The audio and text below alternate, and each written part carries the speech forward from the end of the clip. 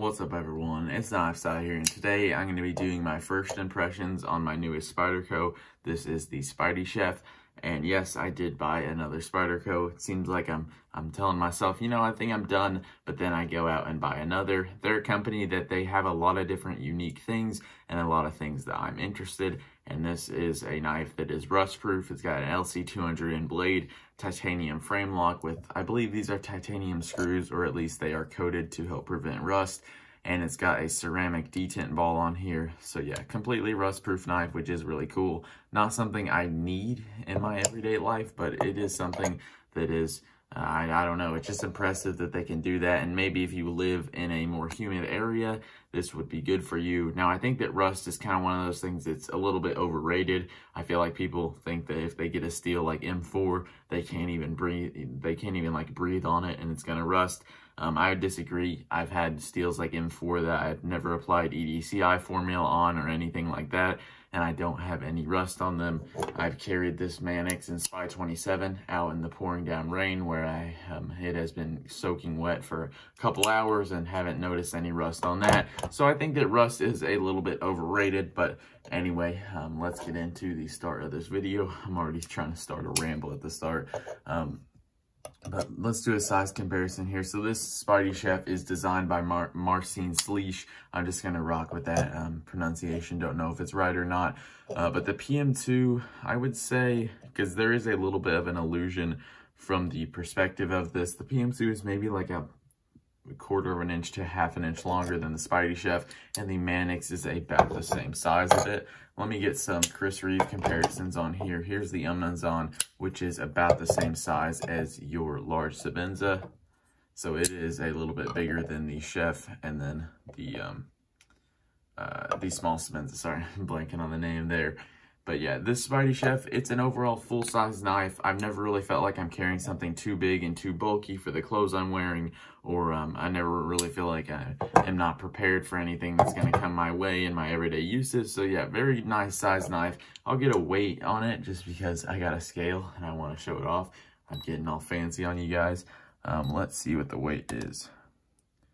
So we're looking at about 3.79, 3.8 ounces on this. So under 4 ounces for, I guess, around a 3.5 inch blade. So no issues there. Full size knife, like I said, and perfectly capable for anything I put it through. So now let's talk about the looks of this. So obviously the design is a little bit out there, very kind of curvy and swooping around everywhere. Not really sure how to describe it, but I think that it's okay. It's not the ugliest Spyderco I have. There are definitely some uglier ones that I own, but it's not the coolest thing ever.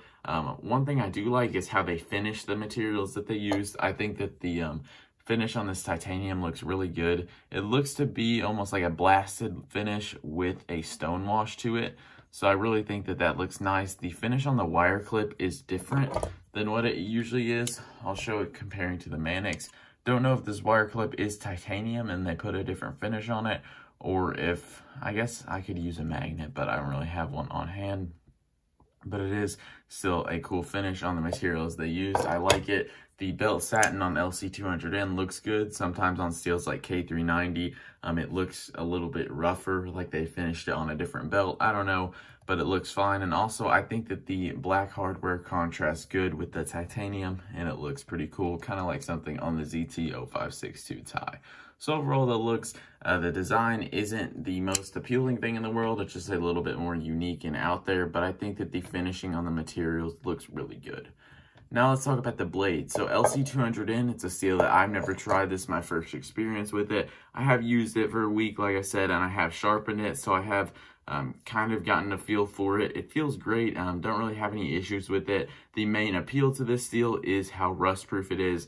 And my thoughts is just that, like I said, I don't really think I'm going to run into any issues with rust proof, or like with how rust proof this knife is. The blade shape, it's a little bit out there. It's got a moderately high tip for what I would expect from Spyderco, and it's got a whole lot of belly to it.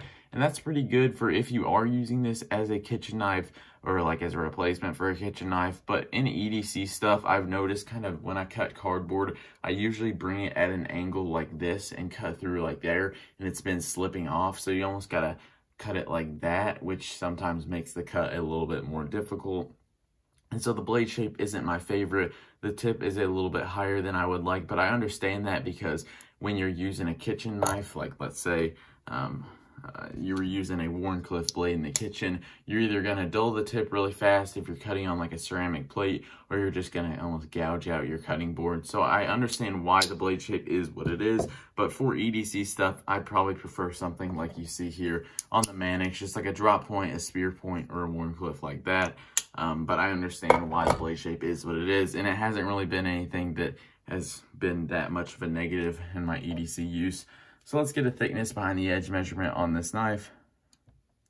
We're looking at about 19 thousandths, 18.5. Let's round that up to 19 thousandths behind the edge.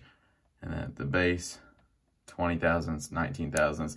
Around that, I don't know, I just showed off my calipers instead of the knife. But my thoughts about that is this is where I don't think it can replace a kitchen knife. One, because of the size. Obviously, this isn't something like an 8-inch chef's knife, like right here. But also with kitchen knives, these knives are very thin at the stock. Let me show you this. This is just kind of like your average chef's knife. Very thin at the stock, and they are ground very thin behind the edge. While this one is kind of more of an EDC geometry. I guess that's how I would describe it.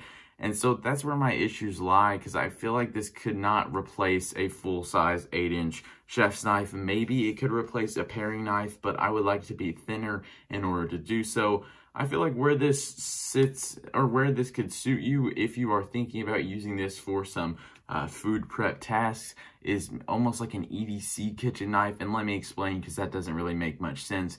But let's say you're at work and you got a sandwich and you want to cut it in half or something, or maybe you're cutting up kids' apple for them, I don't know. But I feel like it would do fine with that, but it's not going to be replacing a kitchen knife for those major kitchen knife tasks that you're going to use one for. So that's where I think that it's kind of like, you know, SpydieChef, is it really a chef's knife? Not at all, in my opinion. I'm not an expert on kitchen knives, but I do know that they're usually designed one way and one way for a reason. Usually they're run at a high Rockwell, ground very thin, so they cut longer and are thinner behind the edge and just work better. And I just don't think that this is going to be replacing one in your kitchen, in your life. So I guess that's just my thoughts on it. Sorry for that little bit of a ramble on there. But overall, I guess my conclusions for the blade is LC200N is a steel that I probably will like. It'll probably be one of my favorite steels. I assume that it will perform similar to something like S30V, Spy27, BD1N. Around those steels, I have all of those. It's just, the rust proofness doesn't appeal to me that much, just because unless it's something like 1095 or K390, I don't see that much rust. And even on those steels, I don't see that much rust either. Usually it's just from the oils of my hand, almost making it patina, like you'll see on this GEC38, this main blade. You can just see some darkening around that nail nick. That's just from the oils on my hand when I pinch this knife out. This is in 1095. So I guess that's just where I lie with this blade. But let's move on to the fit and finish and lockup. And the fit and finish is very good. We got perfect centering on here. No blade play, no up and down, and yeah, I really like it. My only issue with the fit and finish is there is a little bit of a rattle, as you can hear there, and that's just from the lanyard tube right here not being perfectly, or it's not press fit in there like you'd see on the Paramilitary 2, and it's like that on the Sabenza. So what I do with the Sabenza is whenever I get a new Chris Reeve knife, I usually take it apart, take the lanyard off, and just put it back in the box. I don't have any issues with that lanyard hole showing like that. But what you can do, and what I did do with this knife, is I just I just took it apart, put a little bit of Loctite on the end there, and then that actually fixed it for a little bit, but then it started doing that again. So I probably just need to add more Loctite, or honestly, you could just take that lanyard tube out in general, because you don't even see it when you're looking at it like this. I don't think it's going to look like anything's missing when you have it right here. I would just suggest, if you know you're going to lose it, maybe don't take it out, just because if you go to sell it in the future, it won't be there, and that will drop the price on it. But still, I would like to see that not rattle, but it's not that big of a deal to me. And I plan on either taking it apart, applying more Loctite, or just taking it apart and taking it out in general. For the lockup of this knife, it is a later lockup than you see on most frame locks, but I'm perfectly fine with that. a lot of people, you know, you see the Strider, the Medford crowd, or Medford and Hinderer crowd, they want that early lockup, and the reason that people like that is because when it is an earlier lockup, that means that it has more life to move over all the way before it's at 100%, and eventually when it's at 100% and it wears down more, you'll start getting more and more up and down play as it goes on. My thoughts about that is I've never had a knife go to 100% lockup, and a lot of times on Chris Reeve knives, they have a very late lockup, as you can see here with this unknowns on, and I like a solid lockup. I don't really think that this knife is going to move over to 100% very fast, so I'm happy with that. It's not the best frame lock ever done, just because there's a little bit of slip. I can push it over a little bit, and then you can hear this. But it's not anything crazy. Overall, it's fine. Pretty good job by Spyderco, so yeah, I do like this frame lock, and I think it's pretty well done, relatively speaking. So now let's move on to the ergos of this knife. So the ergonomics, they're good. They're not the best for EDC. I really like a straight back spine like you see on here. The reason I like that is because when you're pushing down and doing cuts like this, the force of the cut is evenly distributed throughout your hand, so it's not kind of targeting an individual spot. And what this does is it has a pretty defined point right there. It's not sharp at all, it's smoothed out, but what that does is when you're doing cuts like this, a lot of the pressure of the cut is going to this point right there. And so if you're doing a lot of cutting over time, it's not like it's a hot spot right now, but that will kind of be a point of pressure in your hand over time and become uncomfortable. So I'm not the biggest fan of that. One thing that I do applaud them for on this knife, I don't know if it was Marcin Sleech's input on this or Spyderco's, but there is no jimping at all. I like that. They kind of like to put a little bit too much jimping on something like the Mannix here. Doesn't bother me all that much, but I do like that there is no jimping, and I don't think it's necessary on this knife. It feels very good in a saber grip. My only issue is I don't use this grip all that much, just because when I can use a pinch grip, I usually prefer that over the saber grip, just because usually when I'm using a saber grip, I'm not doing that hard of a cut, because you don't get as much, I guess would the word be, leverage on the cut that you do when you use a hammer grip. And so that's why I usually just use the pinch grip right here in order to just get closer and more detailed to that blade. But overall, it's a comfortable knife. I just wish that this had a, you know, a straight spine here, or even just not this defined point, just rounded over a little bit like you see on the Mannix. I would be fine with that too. So I guess what I'm looking for in this knife is really not much more. I'd be fine with almost a straight back spine here, a more simple, more normal blade shape, and maybe a steel like XHP, but I'd still probably be fine with LC200N, so I guess I'm just wishing for the Sleech buoy back. But I don't even know what to say about that.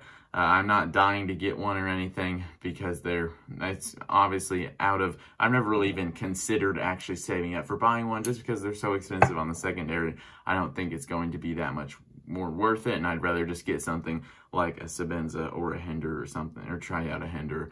I'm not sure, but overall I feel like this knife is good, but it's definitely a little bit more unique, and I do think it shows Spyderco's potential with a titanium frame lock and what they can do, and this feels like a quality knife. I'm impressed with it, but I just feel like there's a couple design things that if I could change them, it would make this a really, really good knife, even better than it already is.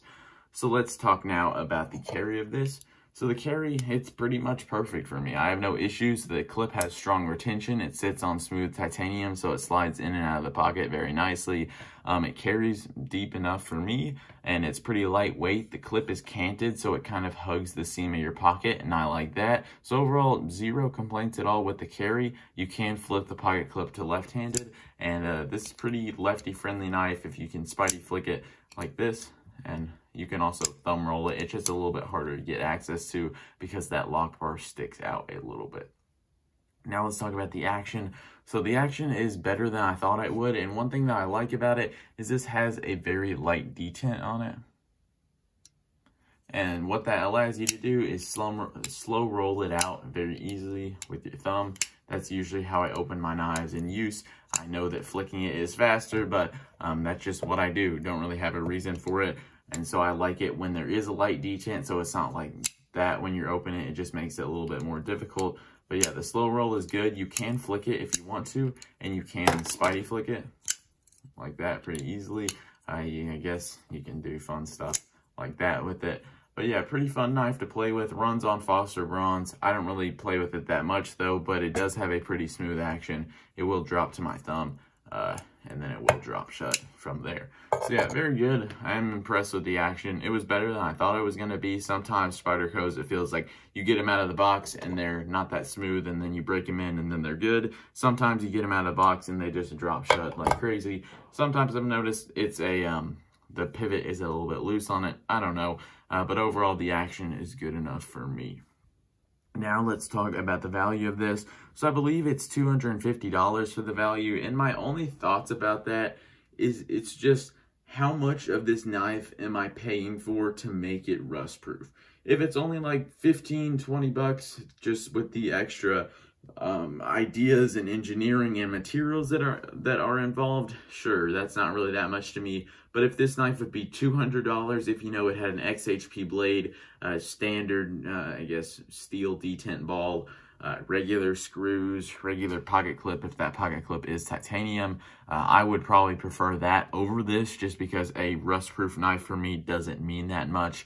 I've never had a knife overly rust, even if it is a stainless steel. So I think a lot of people will say the same as me. And I live in Kentucky, so it's not like living in Florida or something where you're right by the beach, but it does get kind of humid here, and I don't really notice rust all that much. So I guess my question for the value is, how much am I paying for this knife to be rust proof? Because I'd probably, if I could get this knife for $200 in those materials I just listed, I would prefer that over paying $250 for all the rust proof little gadgets that are implemented into this knife.